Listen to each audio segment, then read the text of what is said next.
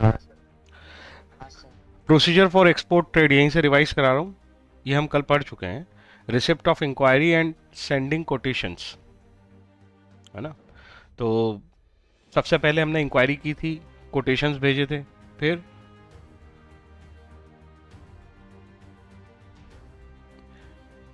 जो हमने इंक्वायरी भेजी थी या हमने जो कोटेशन भेजा था उसका रिस्पॉन्स किया सामने वाली पार्टी ने, मतलब जो परचेज कर रहा है हमसे गुड्स, उसने हमें ऑर्डर या इंडेंट भेजा था।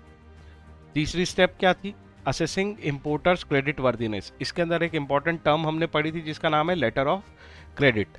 इंपोर्टर अपने बैंक से ये लेटर ऑफ क्रेडिट इशू करवाता है और हमें भेजता है। इससे हमें ये एश्योरिटी हो जाती है कि वो क्रेडिट वर्दी व्यक्ति है, पैसे नहीं आ गए उससे, बस ये भरोसा हो गया कि उसके पास पैसे हैं पेमेंट करने के लिए, और इसकी गारंटी उसका बैंक दे रहा है।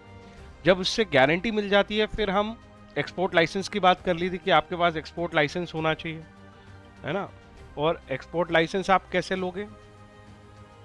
तो एक्सपोर्ट लाइसेंस लेने के लिए आप सबसे पहले एक बैंक अकाउंट ओपन करोगे, ठीक है।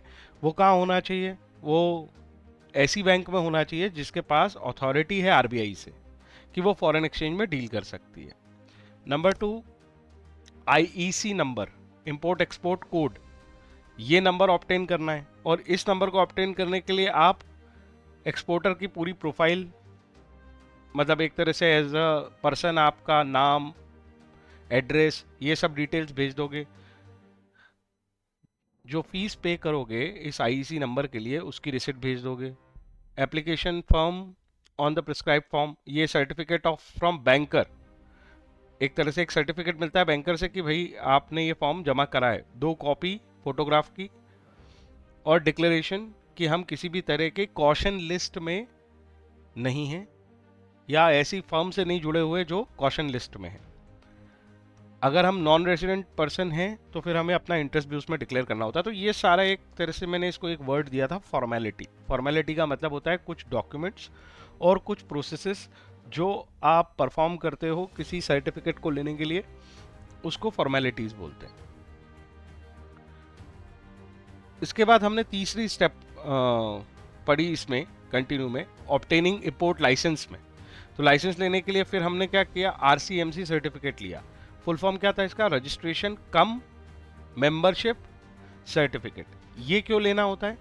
तो काउंसिल होती है हर बाजार की एक, तो आप एक्चुअल में कौन सी इंडस्ट्री का पार्ट हो। अगर आप अपैरल, मतलब जैसे क्लोथिंग हो गई या ज्वेलरी हो गई, उस इंडस्ट्री का पार्ट हो, या आप इंजीनियरिंग एक्सपोर्ट के पार्ट हो, मतलब इंजीनियरिंग से रिलेटेड गुड्स में डील करते हो, तो हर इंडस्ट्री का अपना अपना एक सर्टिफिकेट है। आप किसी ना किसी इंडस्ट्री से एसोसिएट हो जाओ, उसका रजिस्ट्रेशन कम मेंबरशिप सर्टिफिकेट भी जमा करा दो।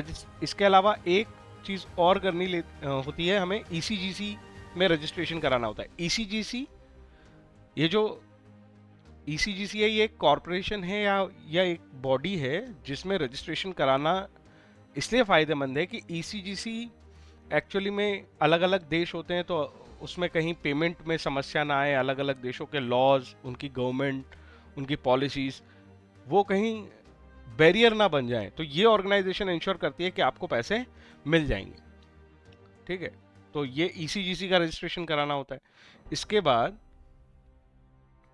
ये देखो, यहां तक अगर ये सारा जमा करा दोगे तो आपको क्या मिल गया? आपको क्या मिल गया? लाइसेंस मिल गया, एक्सपोर्ट लाइसेंस। उसके बाद हम, अगर ज़रूरत है, मैंने ये बताया था ये ऑप्शनल है, अगर ज़रूरत है तो हम प्री शिपमेंट फाइनेंस ले लेंगे, मतलब कि उधार ले लेंगे और अपना गुड्स बनाने के लिए उधार ले लो, या ये कह लो कि रॉ मटेरियल प्रोक्योर करने के लिए उधार ले लो, मशीन खरीदने के लिए उधार ले लो। नेक्स्ट, फिर प्रोडक्शन कर दो या प्रोक्योरमेंट कर लो, और उसके बाद गुड्स को डॉक पे ले जाओ भेजने के लिए। और ये प्री शिपमेंट इंस्पेक्शन वहाँ पे होता है, जो कौन करता है? इंडियन गवर्नमेंट के मतलब एक तरह से इंडियन गवर्नमेंट के पार्ट पे ये कस्टम वाले करते हैं, ठीक है। यहां तक मैंने शायद तुम्हें पढ़ा दिया था, यस और नो? बोलो, ये यहां तक हमने पढ़ लिया था, हाँ या ना? यहां तक किसी का कोई सवाल है, कुछ पूछना है? हाँ, इस पॉइंट में ना एक कुछ चीजें और थी जो कल लेट हो गया था, इसलिए फिर मैंने उसे हिट नहीं किया। ये कुछ टर्मिनोलॉजी हैं जो तुम्हें समझ में आनी चाहिए। एक है ना स्टेटस मिलता है गवर्नमेंट की तरफ से तुम्हें एज एक्सपोर्टर। मतलब एक्सपोर्टर तो बहुत सारे हैं, तो उसके अंदर एक कैटेगरी बना दी उन्होंने, है ना। यू कैन से स्टेटस कह लो या कैटेगरी कह लो।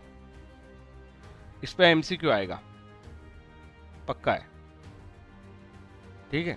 मतलब एमसीक्यू मतलब इस टॉपिक में से पूछा जाना ही चाहिए। एक होते हैं आपके स्टार हाउस एक्सपोर्टर।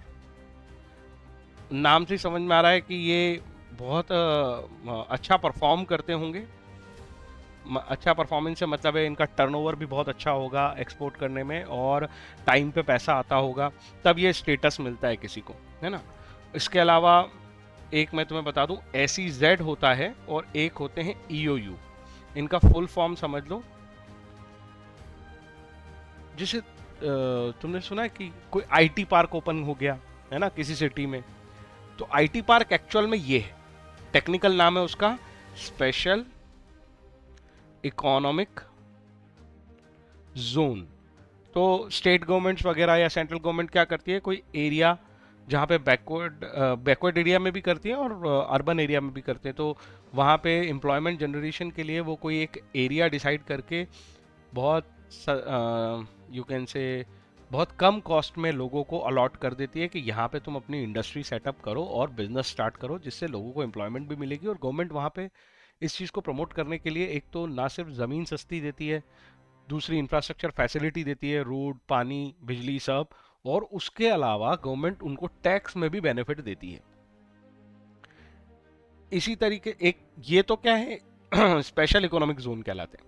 तो वो जो टैक्स बेनिफिट होता है ना, उसमें एक बेनिफिट यही होता है कि अगर तुम स्पेशल इकोनॉमिक जोन से एक्सपोर्ट करते हो तो आपको कुछ खास क्या मिलेंगी, सुविधा मिलेगी। सुविधा के नाम पे एक तो होता है कि भाई टैक्स की छूट मिल गई है ना, एक ऐसा भी होता है कि फॉर्मेलिटीज को कम कर दिया गया। मतलब वो जो डॉक्यूमेंट और प्रोसेसिंग की रिक्वायरमेंट है तुमसे, उसको घटा देना भी एक तरह का यू कैन से सहूलियत देना ही तो है।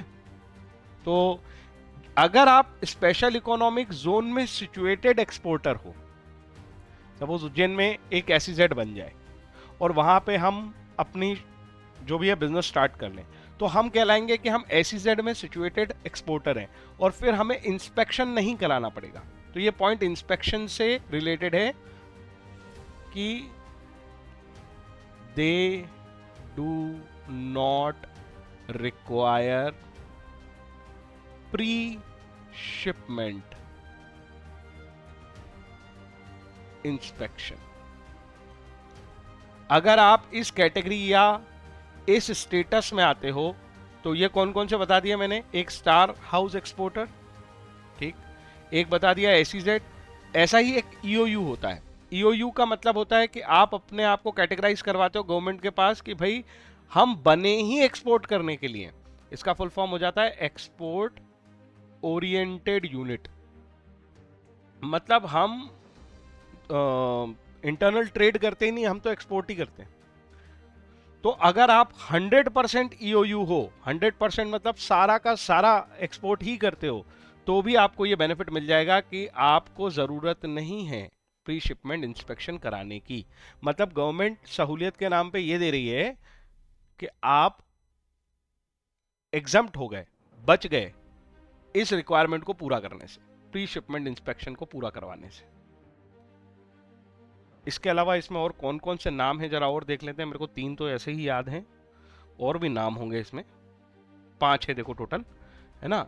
एक तो trading house, star trading house, export house, industrial unit setup in export processing. ये EPZ लिख रहा है ना जिसको, एक्सपोर्ट प्रोसेसिंग यूनिट, है ना, उसको अपन ने SEZ लिखा है उसी को। एक मिनट, तो इसमें जो लिखा है वो यूज करना तुम। SEZ भी लिखा है देखो, और स्पेशल इकोनॉमिक जोन, और 100% एक्सपोर्ट ओरिएंटेड यूनिट। तो 2 नाम और कौन से जोड़ लेते हैं अपन, trading house and export house. तो बहुत सिंपल से नाम हो गए, याद रखना कोई बड़ी काम नहीं है। इस पे एमसीक्यू आएगा, एक नंबर मत छोड़ना। यहां से ये बात याद रखो कि जो भी रिवीजन करो उसमें सबसे ज्यादा रिवाइज करो ऑब्जेक्टिव क्वेश्चंस, क्योंकि चैप्टर हो गया है तुम्हारे, काफी सारे चैप्टर्स हो गए, तुमने स्कूल के भी एग्जाम्स दे लिए हैं। अब जहां गलती होगी और ज्यादा मतलब एक तरह से जंप मिलेगा तुम्हें, वो मिलेगा ऑब्जेक्टिव क्वेश्चंस को पकड़ लो।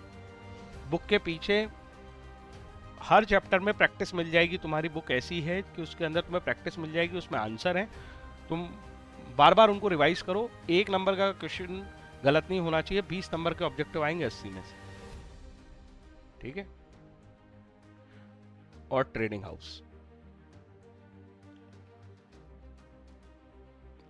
तो ये पांचों, ये भी एक टेक्निकल बात थी, एमसीक्यू से रिलेटेड पॉइंट था, तो ये भी हमने कवर कर लिया। अब अगला है एक्साइज क्लियरेंस लेना। एक्साइज क्लियरेंस एक्चुअली क्या होता है? एक्साइज क्या होता है? Indirect tax. जैसे जीएसटी इनडायरेक्ट टैक्स है, वैसे ही एक्साइज भी एक इनडायरेक्ट टैक्स है। अब ये एक्साइज किस पे लगता है ये टैक्स? जैसे जीएसटी किस पे लगता है, मैं ऐसे समझा देता हूं, ये भी कॉमन सेंस के लिए इंपॉर्टेंट चीज है। इनडायरेक्ट टैक्स, तो तुम अभी थोड़ा बहुत समझने लगे हो, जीएसटी एक इनडायरेक्ट टैक्स है। तो इनडायरेक्ट टैक्स है तो भाई किस पे लगता है ये, कौन से इवेंट पे जीएसटी हम लगा देते हैं? तो ये लगता है supply of goods and service पे, ठीक है। और supply of goods and service पे ये टैक्स लगता है, मतलब जब जब गुड्स या सर्विस परचेज या सेल होता है। वैसे ही एक्साइज भी एक इनडायरेक्ट टैक्स है, लेकिन ये किस पे लगता है? इसका पर्पस था प्रोडक्शन के ऊपर लगा दो इसको। प्रोडक्शन के ऊपर जो टैक्स लगता है वो कहलाता है एक्साइज ड्यूटी। जो टैक्स प्रोडक्शन के ऊपर लगता है वो एक्साइज पे, और जब गुड्स बेचते हैं तब लगता है वो जीएसटी। तो क्या सर ये दोनों लगते हैं? देखो, नॉर्मली तो अब सिर्फ एक ही टैक्स लगता है, जीएसटी, क्योंकि हमने इसको पढ़ा ही था, one nation one tax concept पे बनाए ये, वन नेशन वन टैक्स। तो जनरली ऑन ऑल गुड्स क्या लगता है? अब जीएसटी ही लगता है, और कोई टैक्स नहीं, मतलब ये एक्साइज ड्यूटी इसमें ही शामिल है ऐसा मान लो। बट मैंने यहां लिखा जनरली। अभी भी कुछ गुड्स ऐसे हैं जिनके ऊपर, ये पुराने सिस्टम में था, जब जीएसटी नहीं आया था तब वैट और एक्साइज सब अलग अलग लगते थे। तो फ्यू गुड्स अभी भी हैं जिनके ऊपर एक्साइज लगता है। एग्जाम्पल के लिए टोबैको रिलेटेड प्रोडक्ट, और इनके ऊपर मजेदार बात है कि गवर्नमेंट इसको इतना महंगा करना चाहती है लोगों को डिस्करेज करने के लिए कि वो जीएसटी भी लगाती है और एक्साइज भी लगाती है, डबल टैक्सेशन जैसा, है ना। कि अब जिनको भाई टोबैको कंज्यूम करके अपनी हेल्थ खराब करनी है तो चलो ठीक है, गवर्नमेंट को पैसा भी दो, तो ये दोनों ही लगा देते हैं। अदरवाइज ऐसा होता है कि जिस गुड्स पे जीएसटी लगता है उस पे एक्साइज नहीं लगता, और अब लगभग सारे ही गुड्स पे जीएसटी लगता है, एक्साइज लगता ही नहीं है। पर फ्यू गुड्स ऐसे हैं जिन पे, एक एग्जांपल है ये, ऐसे और भी कुछ गुड्स हैं, ठीक है। जैसे कि अल्कोहल, इस पे भी लगता है एक्साइज, और फिर इसको बेचो तो जीएसटी लगता है। तो मैं ये समझाने की कोशिश कर रहा हूं कि एक्साइज ड्यूटी एक टैक्स है जो इनडायरेक्ट टैक्स है, तो आपको एक्साइज ड्यूटी क्लियरेंस चाहिए। पॉइंट तो ये है, पॉइंट तो ये है कि अगर हम एक्सपोर्ट करना चाहते हैं तो हमें एक्साइज ड्यूटी क्लियरेंस चाहिए। अब सवाल यह है कि एक्साइज ड्यूटी क्लियरेंस का क्या मतलब होगा? एक्साइज ड्यूटी क्लियरेंस का मतलब यह होगा, नो ड्यूज ले आओ, कि एक्साइज के नाम का कोई टैक्स पेंडिंग नहीं है तुम्हारी तरफ से पे करने के लिए, इसको बोलते हैं एक्साइज ड्यूटी क्लियरेंस। जैसे स्कूल का नो ड्यूज होता है ना, कि भाई एडमिशन कार्ड तब मिलेगा जब नो ड्यूज सर्टिफिकेट होगा तुम्हारे पास फीस का, वही वाली बात है कि एक्साइज डिपार्टमेंट से ये जो इनडायरेक्ट टैक्स आपसे कलेक्शन होता है, आपने समय पे ये टैक्स भर दिया है या नहीं, इसका टैक्स, इंटरेस्ट, पेनल्टी कुछ पेंडिंग तो नहीं है, ऐसा नो ड्यूज लाना ही एक्साइज ड्यूटी क्लियरेंस है। और ऑब्वियसली अगर इंडिया में तुमने गुड्स बनाया है तो पहले इंडिया का टैक्स पे करो, बाद में उस गुड्स को बाहर भेजने देंगे हम, ये पर्पस है। तो ये देखो ये क्या लिखा है, according to central excise tariff act, tariff मतलब रेट, तो सेंट्रल एक्साइज नाम से पूरा एक्ट है इसका, हर टैक्स लगाने के लिए एक एक्ट है, जैसे जीएसटी लगाने के लिए एक एक्ट है, वैसे ही एक्साइज लगाने के लिए एक एक्ट है, उसका नाम है सीटा, शॉर्ट में इसको सीटा बोलते हैं, central excise tariff act. Exporter is required to pay excise duty on certain excisable goods, certain excisable, सारे गुड्स पे नहीं लगता, जिन गुड्स पे एक्साइज लगता है उन गुड्स पे आपको पहले एक्साइज पे करना पड़ेगा। जब तक आप अपना एक्साइज क्लियर नहीं करोगे, इसका मतलब आप जब तक इस पे टैक्स पे नहीं करोगे तब तक हम आपको गुड्स एक्सपोर्ट नहीं करने देंगे। तो एक मैंडेटरी रिक्वायरमेंट होगी कि एक्साइज क्लियरेंस चाहिए। इंटरनल ट्रेड में ये सब चीजें होती ही नहीं है, ठीक है। इंटरनल ट्रेड में एक्साइज क्लियरेंस की जरूरत ही नहीं होती, क्योंकि अगर तुमने बेच भी दिया ना तो भी वो पार्टी भी यही है जिसको तुमने गुड्स बेचा है। पर यहां तो अगर इंटरनेशनल ट्रेड में तुमने गुड्स बेच दिया तो वो तो इंडिया के बाहर चला जाएगा। तो इसलिए यहाँ पे ये बोला कि भाई एक्सपोर्ट करने के पहले ये सारी ड्यूटी पे करो। However, in many cases exported goods are exempted. मैंने कहा कि बहुत सारे गुड्स तो ऐसे होते हैं जिन पे एक्साइज ड्यूटी लगता ही नहीं, आजकल ऐसा हो गया है, ठीक है। तो अगर उस पर ऑलरेडी ड्यूटी पे होगी तो फिर वो रिफंड मिल जाएगा। ये वाली पॉइंट अगर नहीं भी समझ में आएगी तुम्हें तो कोई बात नहीं, पर इतना समझ लो कि एक्साइज क्लियरेंस चाहिए पड़ेगा। इसमें कोई डाउट है तो बताओ।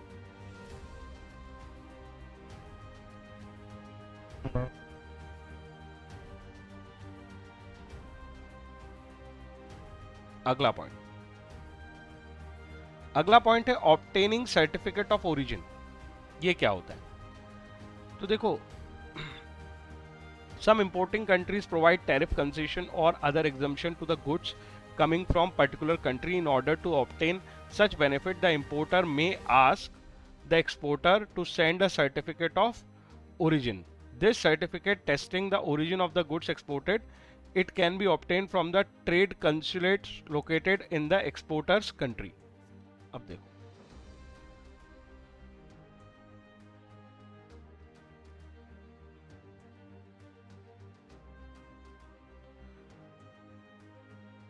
तुमने ये नाम सुना है ब्रिक्स?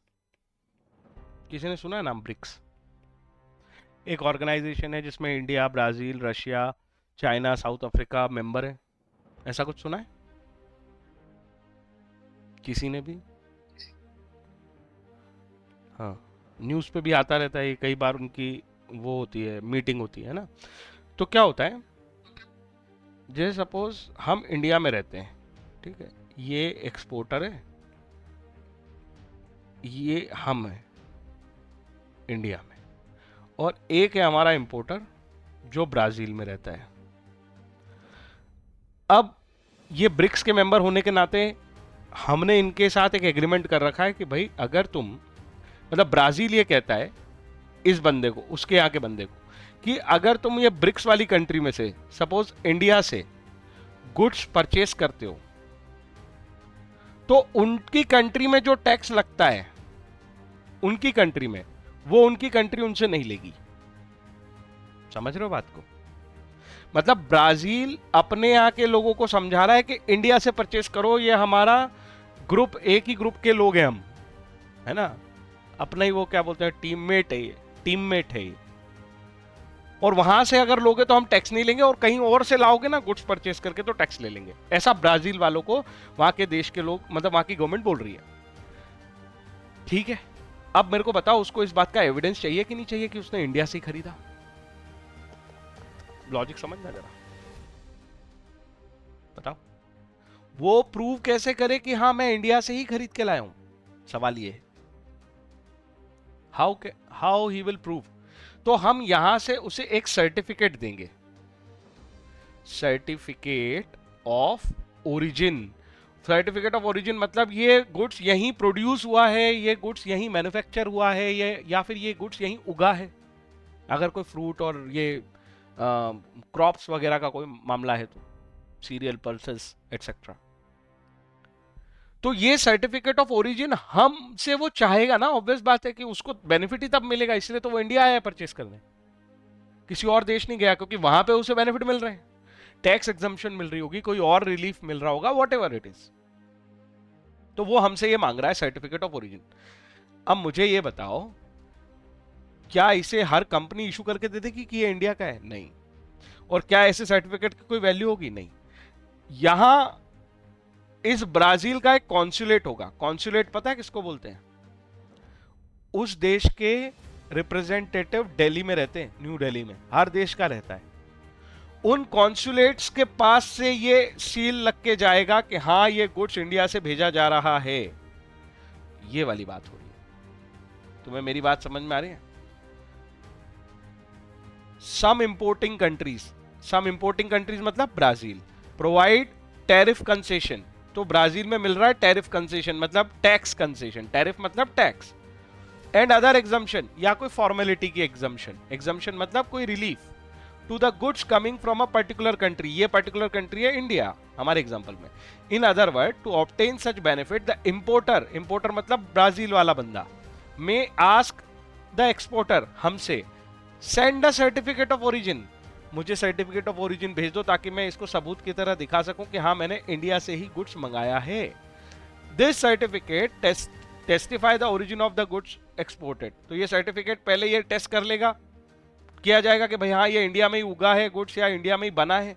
और ये टेस्टिंग कौन करेगा और कहां से मिलेगी? Trade consulate located in the exporter country. हमारे देश में कॉन्सुलेट जो खुला हुआ है, तो ये कॉन्सुलेट हमारे देश में हमारा थोड़ी होता है, दूसरों का होता है। मतलब कि इसका नाम है ट्रेड कॉन्सुलेट। यहां से ये सर्टिफिकेट लाओ, ये ब्राजील वालों ने खोल रखा है। तुम्हें मेरी बात समझ में आई कि नहीं आई? और फिर इसे भेज दो। तो कई बार एक्सपोर्ट्स के केस में ये भी रिक्वायर्ड होता है, इसलिए ये भी प्रोसेस में है। चलो बताओ जल्दी से, ये पॉइंट कितना समझ में आया? रटना नहीं है, इनको समझना ही है ना। 14 पॉइंट लिखने के लिए नहीं आएंगे, एमसीक्यू आएंगे इस पे। और ये गलत नहीं होना चाहिए, समझ में आना चाहिए कि ये सर्टिफिकेट ऑफ ओरिजिन क्या होता है। इस पे एमसीक्यू आएगा। What do you mean by certificate of origin? Fill in the blank करके पूछ ले, मैच द कॉलम पूछ ले, ट्रू फॉल्स पूछ ले, असर्शन और स्टेटमेंट पूछ ले, जैसा उसको सूट करे। इसलिए ये समझ में आना चाहिए। किसी और की कोई समस्या है इस पे, कोई पूछना चाहता है तो पूछो। इसलिए मैं इसको डिटेल में पढ़ा रहा हूँ और समय लेके पढ़ा रहा हूँ, क्योंकि एमसीक्यू पॉइंट से रिलेटेड पॉइंट आएंगे और तुम गड़बड़ मत करना। Reservation of shipping space. अब ये शिपिंग स्पेस का रिजर्वेशन क्या है? भाई कोई भी चीज ट्रांसपोर्ट होती है, तुम ट्रेन से सफर करते हो या बस से सफर करते हो तो क्या होता है?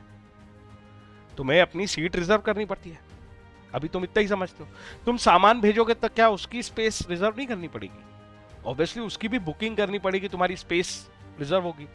ये शिप कार्गोस कहलाते हैं, ये है ना। शिप में कार्गोज होते हैं, जैसे अपने पास एक ट्रेन का कोच होता है वैसा उनका कार्गो है, और फिर एक सीट नंबर होता है। वैसे ही कार्गो की अपनी कैपेसिटी होती है, उस कार्गो में आपको रिजर्वेशन कराना पड़ता है। ये अगली स्टेप होगी। तो reservation of shipping space. The exporting firm, India से हम क्या करेंगे? Apply shipping company. हम शिपिंग कंपनी को अप्लाई करेंगे। शिपिंग कंपनी इंडिया की भी होती है, बाहर की भी होती है, वो तो जो शिप चला रहा है वो शिपिंग कंपनी है। For reservation of shipping space, he has to provide complete detail regarding, obviously जब हमें रिजर्वेशन कराना है तो हमें पूरी डिटेल देनी पड़ती है। जैसे हम पैसेंजर ट्रांसपोर्ट में देख लो ना, हम अपनी पूरी डिटेल देते हैं, हमारा नाम, हमारी एज वगैरह वगैरह। और यहाँ तो और ज्यादा डिटेल लगती है कि उसको कितना स्पेस चाहिए और वो किस तरह का सामान है, कहीं ब्रेकेबल तो नहीं है, बहुत ज्यादा वल्नरेबल तो नहीं है कि रास्ते में डिस्ट्रॉय हो जाएगा, खाने पीने की चीजें तो नहीं है वैसी उसमें, है ना, कांच की बॉटल्स का इस्तेमाल तो नहीं किया है तुमने उसको पैक करने में। इस तरह की चीजें भी डिटेल्स देनी पड़ती है। Type of good, expected date of shipment, किस तारीख को हमें सामान भेजना है और कहां भेजना है। आई थिंक ये एक बहुत ही जनरल सा पॉइंट है, तो इसमें मेरे को ज्यादा डिटेल्स देने की जरूरत नहीं है। हाँ, इसमें आई ना एक कहानी इंपॉर्टेंट। वो टिकट मिलता है कि नहीं तुमको, जो इस चीज का एविडेंस होता है कि तुम्हारी शिपिंग स्पेस बुक हो जाए, वैसा ही ये टिकट है। देखो क्या लिखा है, ऑन एक्सेप्टिंग द एप्लीकेशन। जब वो शिपिंग कंपनी तुम्हारा एप्लीकेशन एक्सेप्ट कर लेगी, the shipping company issues a shipping order.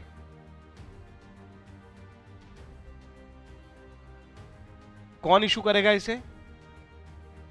अरे ऐसे लिखूंगा तो ना तो रटने जैसा लगेगा, तो रुक जाओ। ये तुम हो, यहाँ एक शिपिंग कंपनी है,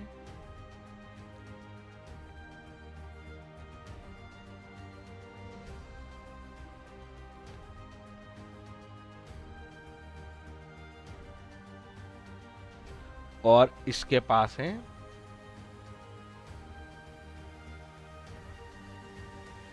शिप्स। ठीक है, तुमने यहां पे करी एप्लीकेशन, और यहां से तुम्हें मिला एक्नॉलेजमेंट ऑफ एप्लीकेशन। एक्सेप्टेंस बोलना चाहिए और बढ़िया, एक्सेप्टेंस ऑफ एप्लीकेशन। पता है एप्लीकेशन क्यों करी थी? फॉर रिजर्विंग स्पेस, और you can say shipping space. और जब ये एप्लीकेशन एक्सेप्ट हो जाती है, इसी को हम बोलते हैं शिपिंग ऑर्डर। अरे बोलो, ये तरीका समझ में आ रहा है पढ़ने का? कंसेप्चुअल चीजें आगे बहुत सारे, जब डॉक्यूमेंट्स हों, बहुत सारी चीजें हों, को एक पार्टी दूसरी पार्टी को कुछ भेज रही है, दूसरे में रिप्लाई आ रहा है, तो ऐसे तरह का नोट बना रहा करो, तो बहुत ही इजीली उसको क्रिएट कर पाओगे दिमाग में, और याद भी रहेगा। किसी को डाउट है इसमें? पूछो।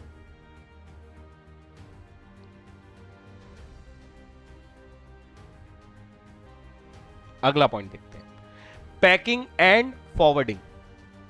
ये पैकिंग एंड फॉरवर्डिंग क्या होता है? तो अच्छा, इसमें शिपिंग में कुछ बचा तो नहीं, एक बार ये भी देख लेते हैं। Shipping order is an instruction to the captain. ये शिपिंग ऑर्डर कब लगेगा तुम्हें? जैसे टिकट है वो, सीधी सी बात है। तो जब ट्रांसपोर्ट पे जाओगे, तो बस का टिकट हो या ट्रेन का टिकट हो, वो टीसी आके चेक करेगा ना भैया कि हाँ तुम्हारे पास ये स्पेस है कि नहीं है। बस ये शिपिंग ऑर्डर तभी काम आएगा, कैप्टन ऑफ द शिप को दिखाना पड़ेगा जब आप अपना गुड्स उस पर रखने जाओगे, या बोर्ड होगा, वो बोर्डिंग के समय लगेगा। आई होप बात समझ में आ गई। Packing and forwarding. Packing forwarding क्या कहलाता है? मतलब आप अपने गुड्स को प्रॉपरली पैक करो, और उसके ऊपर अपनी पूरी डिटेल लिखो कि ये गुड्स आपका है, जैसे आपका नाम, एड्रेस है ना, उसका वेट कितना है, कौन से पोर्ट पे उसे उतारना है, उसकी डिटेल। तो ये सब उस पैकिंग का पार्ट है, क्योंकि पैकिंग के ऊपर ये सब लिखा जाता है। The exporter make necessary arrangement to transport goods to the port by road और rail. In case goods are located in the railway wagon, railway receipt is issued which serve a title of goods. अब देखो, ये कहानी भी समझा देता हूँ, वैसे तो बहुत इजी है। This receipt is endorsed in favor of agent to enable him to take delivery of the goods at the port of shipment. Okay. ये जो नई कहानी सुनाई दी ना तुमको, वो क्या है मैं बता देता हूँ। सपोज करो ये पोर्ट है, और यहां खड़ी है अपनी शिप, ठीक है, पोर्ट पे, और यहीं से वो आगे जाएगी। ओके, पर हम तो रहते हैं किसी दूर की सिटी में, हम तो रहते हैं उज्जैन। अब उज्जैन से इसको जाना है गुजरात के किसी कोस्टल एरिया पे, तो यहां से लेके यहां तक भेजने के लिए आपने कौन सा पोर्ट तक भेजने के लिए एक्सपोर्टर यहां है, तो यहां से वहां तक भेजने के लिए तुमने अगर रेलवे का सहारा लिया है, तो रेलवे से जब सामान भेजते हो तो भैया ट्रेन में भी तो तुम्हें क्या लगेगा? रिजर्वेशन सामान भेजने का, और उसकी भी एक रिसिट होगी, उसको बोलते हैं रेलवे रिसिट। उस रेलवे रिसिट को यहां दिखाया जाएगा। इस रेलवे रिसिट पे भी वही सब काम था। तो बस ये इतना सा पॉइंट है कि पैकेजिंग एंड फॉरवर्डिंग, तो पैकेजिंग वाली बात तो यहीं कवर हो गई कि आप अपने क्या बोलते हैं उसको, कुरियर मतलब जो आपका पार्सल है, उस पार्सल पे आप पूरी डिटेल लिखोगे, आपका नाम, आपका एड्रेस और कहाँ जाना है उसको। तो वो पार्सल वगैरह वाली बात तो ये पैकिंग में हो गई, और उसके ऊपर जो मार्किंग होनी थी वो भी यहाँ हो गई। ये फॉरवर्डिंग वाली बात है कि भाई आप अपनी लोकेशन से पोर्ट तक की लोकेशन तक कोई रूट ले सकते हो, रेलवे भी ले सकते हो, रोड भी ले सकते हो। तो इसके भी एविडेंस होने चाहिए कि मैंने यहां से यहां तक पोर्ट पे सामान भेजा है, और फिर क्योंकि हम अपना सामान लेके जाते हैं ऐसा नहीं है, ठीक है। तो ये रेलवे रिसिप्ट आगे काम आती है, बस इतनी सी बात थी। पर वो इतना सारा देख के तुम डर नहीं जाओ, इसलिए मैंने इतना समझा दिया। इस पर कोई खास एमसीक्यू क्वेश्चन नहीं है। बस इतनी सी बात है कि पैकिंग फॉरवर्डिंग में क्या आना चाहिए, डिटेल्स आनी चाहिए कि ये गुड्स आपसे मतलब एक्सपोर्टर जब ये गुड्स भेजेगा तो अपना नाम और डेस्टिनेशन का पता और उसका वेट वगैरह ये सारी डिटेल लिख के भेजेगा, ठीक है। और ये सब काम एजेंट्स के थ्रू होता है, तो कोई दिक्कत वाली बात नहीं होती है। इंश्योरेंस ऑफ गुड्स अगला पॉइंट, अगेन ये सिंपल सा है। ट्रांसपोर्ट में इंश्योरेंस की जरूरत तो होती है, क्योंकि अगर कल को ये गुड्स डिस्ट्रॉय हो गया और हमें नुकसान हो गया, तो उस खतरे से बचने के लिए हमें इंश्योरेंस कंपनी से जाके इसका एक इंश्योरेंस निकलवाना पड़ेगा, कॉन्ट्रैक्ट करना पड़ेगा, उसका प्रीमियम भरना पड़ेगा। बिना इंश्योरेंस के अलाउड ही नहीं है गुड्स भेजना, ठीक है। ये नेसेसरी होता है कि आपको अपना गुड्स इंश्योर करके ही भेजना है, और वो इंश्योरेंस पॉलिसी जो है वो आपको दिखानी पड़ेगी। जैसे गाड़ी है आपके पास, तो उसका इंश्योरेंस कराना जरूरी है। आप ये नहीं बोल सकते मेरी गाड़ी है टूट जाएगी तो टूट जान दो, ऐसा नहीं है, उसका चालान बनेगा नहीं, तो कंपलसरी है। वैसे ही जब भी गुड्स भेजोगे तो उसका इंश्योरेंस कराना कंपलसरी है। आगे चलते हैं। तो इंश्योरेंस वाले पॉइंट में भी कोई एमसीक्यू वाली बात नहीं है खास। आखिरी बात आ गई, नहीं आखिरी अभी भी नहीं आई, 14th होगी शायद आखिरी, मेट रिसिट। कि मेट रिसिट के बाद भी है कुछ, अच्छा और है 17 तक जारी है वो तो खैर। चलो डॉक्यूमेंटेशन यही खत्म होने वाला है। देखो अब ये जो 2-3 पॉइंट है ना, इस पे ध्यान देना जरा। कस्टम क्लियरेंस, कस्टम मैंने तुम्हें बताया एक डिपार्टमेंट है, जैसे पुलिस डिपार्टमेंट है वैसा एक कस्टम डिपार्टमेंट है। और वो कस्टम डिपार्टमेंट क्या करता है, बाहर से आने वाली चीजें या यहां से बाहर जाने वाली चीजों के ऊपर नजर रखता है। वो देखता है कि वही चीजें इंडिया से बाहर जाएंगी जो अलाउड हैं, वही चीजें इंडिया से बाहर जाएंगी जिनके ऊपर जो टैक्स पे करना बनता है अगर तो पे कर दिया गया है। तो कोई इलीगल चीज इंडिया से बाहर ना जाए, बिना टैक्स पे किए ना जाए, कौन भेज रहा है इसको, ठीक है, वगैरह वगैरह, ऐसी सब डिटेल उनको चेक करनी होती है। ऐसी कोई सामान आता है तो उस पर चेकिंग करते हैं। ये काम है बेसिकली कस्टम डिपार्टमेंट का। यहां से क्लियरेंस मिलने का मतलब है कि उन्होंने ये सारी डिटेल चेक कर ली है और वो सेटिस्फाई हो गए हैं, तो वो क्लियरेंस देंगे। मतलब उनका क्लियरेंस पेपर फॉर्मेट में मिलेगा कि इट इज क्लियर्ड नाउ, हमारी तरफ से कोई समस्या नहीं है। और जब तक कस्टम वाले क्लियर नहीं करेंगे तब तक गुड्स डॉक पे पड़ा रहेगा। तुम यहां से भेज दो, वो शिप पे लोड नहीं होगा जाने के लिए। तो लोडिंग ऑफ शिप के पहले जो पेपर चाहिए, आखिरी पेपर सारा कुछ करने के बाद, उसे का नाम है कस्टम क्लियरेंस। शिप पे लोड ही तब होता है जब कस्टम क्लियरेंस मिलती है। ऐसे ही जब कोई गुड्स आता है ना, आगे अभी इंपोर्ट प्रोसीजर तुम्हें बिल्कुल इजी लगेगी क्योंकि तुम बहुत सारी चीजें समझ गए हो यहाँ पे। तो ऐसे जब कोई शिप आता है और वहां से वो उतारने नहीं देते जब तक क्लियरेंस नहीं हो, ऐसे ही चढ़ाने नहीं देते सामान। तो सीधी सी बात है, गुड्स शिप पे लोड ही तब होता है जब कस्टम क्लियरेंस मिल जाती है।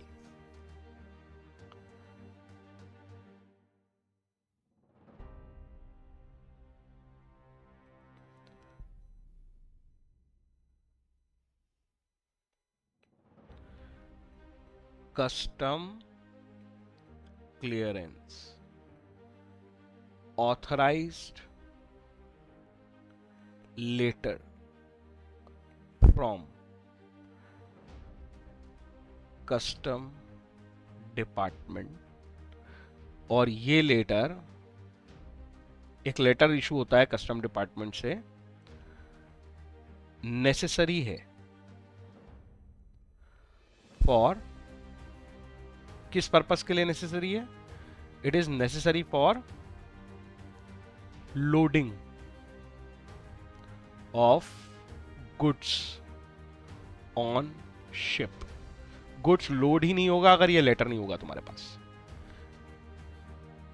ये बात समझ में आई या नहीं आई? पहले तो इस टर्म को समझ गए या नहीं? अब मुझे बताओ, कस्टम क्लियरेंस के लिए हमें तो जाना पड़ेगा कस्टम डिपार्टमेंट में। तो एक्सपोर्टर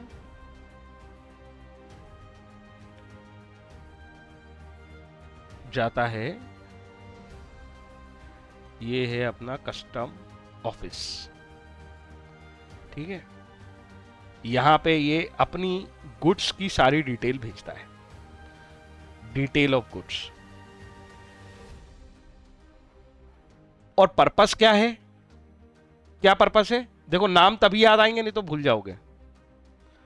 पर्पस ये है कि उसे क्या चाहिए, इस ऑफिस से क्लियरेंस चाहिए, इसलिए वो गुड्स के बारे में सारी डिटेल भेज रहा है। गुड्स के बारे में डिटेल का मतलब है जो वो गुड्स एक्सपोर्ट करना चाहता है।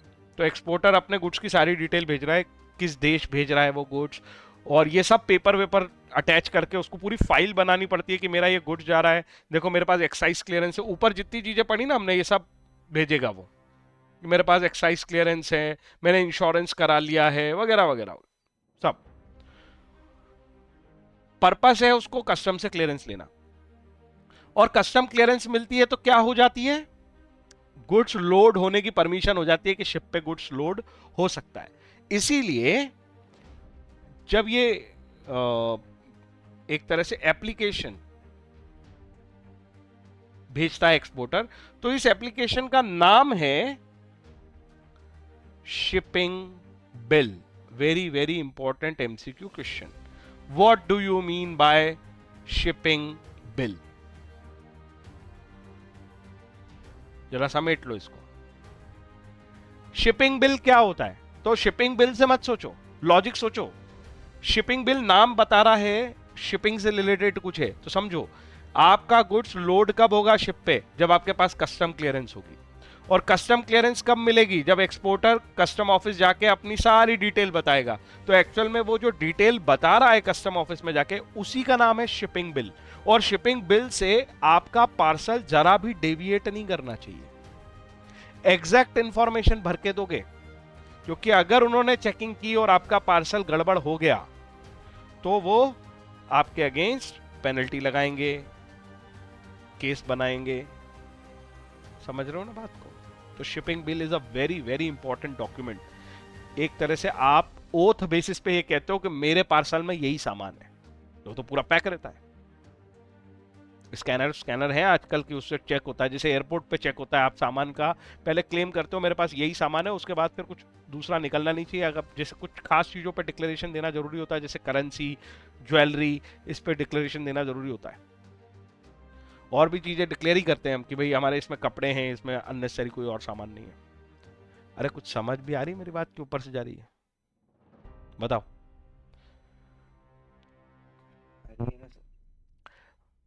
यहां तो शिपिंग बिल एक्सपोर्टर की तरफ से एक तरह का डिक्लेरेशन है कि उसके पार्सल में क्या है, और उसने सारे लीगल कंप्लाइंस कर लिए हैं जो रिलेट करते थे इस पार्सल को दूसरी जगह भेजने के लिए।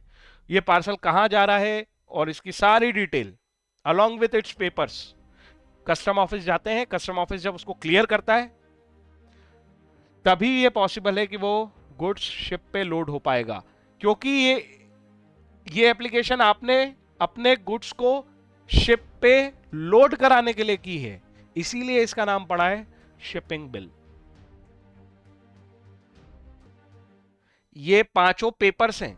एक्सपोर्ट ऑर्डर, वो जो बिल ऑर्डर आया था अपने पास, कॉन्ट्रैक्ट था हमारा इंपोर्टर के साथ, उसकी कॉपी है ना। लेटर ऑफ क्रेडिट, वो बंदा सॉल्वेंट है, हमको पैसे दे देगा। कौन? इंपोर्टर, उसकी बैंक से मंगाया था। सर्टिफिकेट ऑफ ओरिजिन, ये उसने हमसे मंगाया था कि ये इंडिया से गुड्स प्रोड्यूस हुआ, ये इंडिया में गुड्स प्रोड्यूस हुआ है।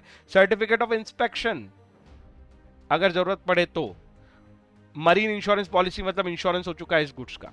मरीन इंश्योरेंस मतलब कि ट्रांसपोर्ट में जो इंश्योरेंस होता है ना उसको मरीन इंश्योरेंस कहते हैं। जैसे व्यक्ति अपना लाइफ इंश्योरेंस कराता है तो है ना, व्हीकल इंश्योरेंस अलग होता है, ऐसी कैटेगरी है इंश्योरेंस की एक मरीन इंश्योरेंस जो ट्रांसपोर्ट पे किया जाता है। After submitting these document the superintendent मतलब उसका जो सुपीरियर अथॉरिटी है वो ऑर्डर देता है।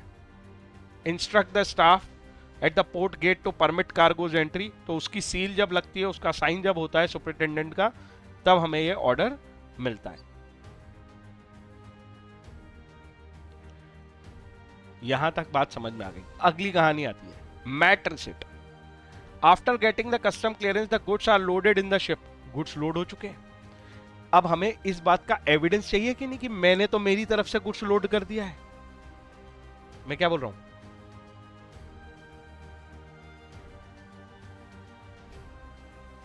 मेरी बात समझ में आ रही क्या बोल रहा हूं मैं? वो शिप वाला जो अपना गुड्स ले जा रहा है इस पोर्ट से, ये पोर्ट से ले जा रहा है यहां से, तो उसका जो कैप्टन है ना वो बोलेगा कि हाँ, मैं लिख के देगा कि मैंने गुड्स लोड कर लिया है तुम्हारा। इसी को बोला जाता है mate receipt. Mate receipt. Goods मिल चुका है तुम्हारा, हमने अपने शिप पे रख लिया है, इस बात को राइटिंग में लिख के देता है कौन? Captain of ship. I hope मेरी बात समझ में आ गई। किसी को डाउट है तो बताओ। उसमें वो जो डिटेल होती है वो ये होती है कि भाई मेरे वेसल का नाम क्या है। तुम्हें पता है हर वेसल का एक नाम होता है, शिप के नेम होते हैं, बर्थ किस जगह रखा गया, डेट ऑफ शिपमेंट। जैसे ट्रेन के नेम होते हैं वैसे वेसल के भी नेम होने रखने ही पड़ेंगे ना, आइडेंटिफाई कैसे होंगे। तो ये मेट रिसिट जो है कस्टम डिपार्टमेंट के पास चेक होती है और फिर आपके एजेंट के थ्रू आपको मिल जाती है, एक्सपोर्टर को मिल जाती है। Payment of freight and insurance bill of leading.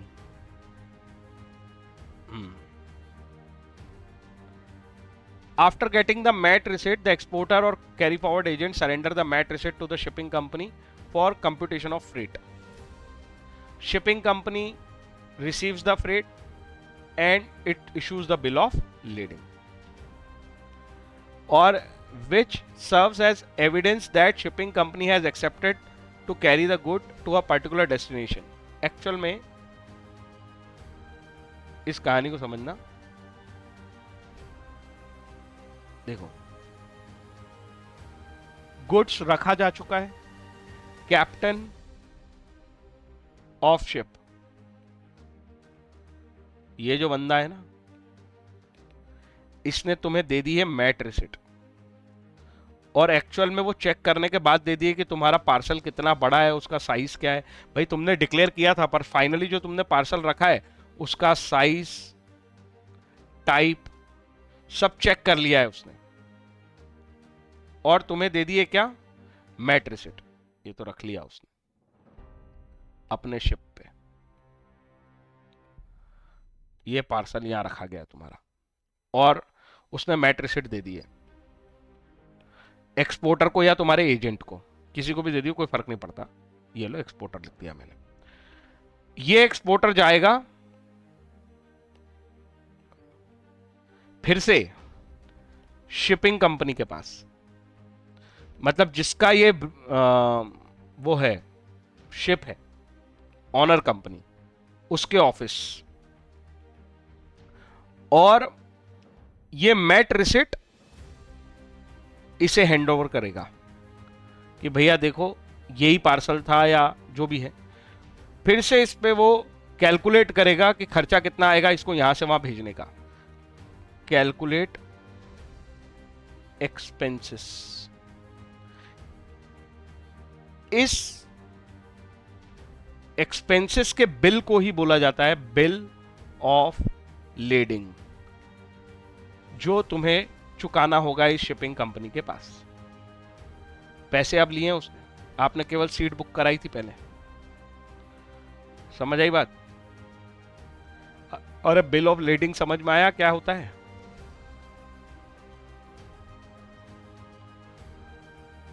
इसके बाद तुम इनवॉइस प्रिपेयर कर सकते हो गुड्स का as an exporter. The invoice will be contain detail about the quantity of goods sent and amount to be paid to by the importer and securing payment. बाद में आप उसको पेमेंट सिक्योर कर सकते हो. After shipment the exporter inform the importer send following document so that importer can claim title of goods.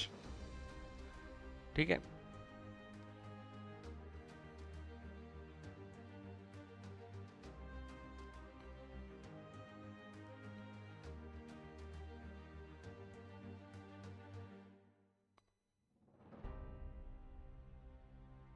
Okay. तो मेरे हिसाब से फिर ये लंबा हो जाएगा वीडियो.